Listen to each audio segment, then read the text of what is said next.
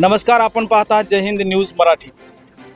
आज अहमदपूर तहसील कार्यालयासमोर आमरण उपोषणाचे 2 तंबू लागलेले आहेत। एका तंबूमध्ये मदार गुलाबसाब सय्यद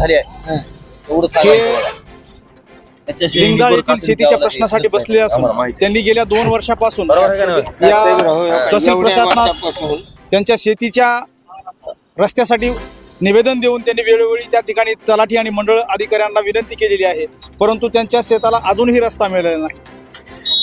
माननीय मुख्यमंत्री फडणवीस यांच्या 100 दिवसाच्या कार्यकालामध्ये तहसील प्रशासन आणि जिल्हा आपला SDO ऑफिसमधून उत्कृष्ट कामगिरी केल्याची बतावणी करत दोन्हीही तहसीलदार आणि उपविभागीय अधिकारी यांनी पाठीमागे एका पत्रकारावर सुद्धा आरोप केला, त्यांना एक खुलासा पत्र मागवलं। परंतु आज आपल्या तहसील कार्यालयासमोर आपण पाहत आहात 2 अपंग असलेले हे बाबळदऱ्याचे उपोषणार्थी, त्यांच्यासोबत महिला आणि हे जवळपास 35 शेतकरी या ठिकाणी 35 एकरमध्ये यांना जाता येत नसल्याचं या ठिकाणी त्यासाठी हे बसलेले आहेत। आणि एक त्यांचा विरोधक जो आहे त्यांच्या शेतात न जाण्यासाठी म्हणतायत तो कोणीतरी पाटील नावाची व्यक्ती आहे, ती राजकारणातील एक मातबर व्यक्ती असल्यामुळे त्यांना शेताकडे जायला रस्ता मिळत नाही, हे कारण हे शेतकरी सांगत आहे। त्यांच्या नादाला जर लागलं ते मारहाण करील किंवा भयंकर अशा प्रसंगाला तुम्हाला सामोरं जावं लागेल असं तो त्यांना धमकावत आहे। तरी सुद्धा तहसील प्रशासन आणि इतर उपविभागीय अधिकारी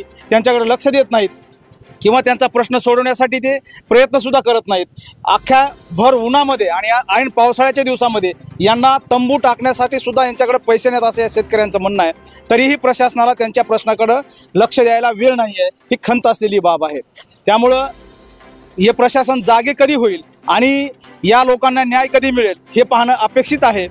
तरी असंच नवीन अपडेटसाठी आणि हिंद न्यूज मराठीसाठी मी दयानंद वाघमारे, पाहत रहा जय हिंद न्यूज मराठी, सबस्क्राईब करा, अपडेट रहा। धन्यवाद।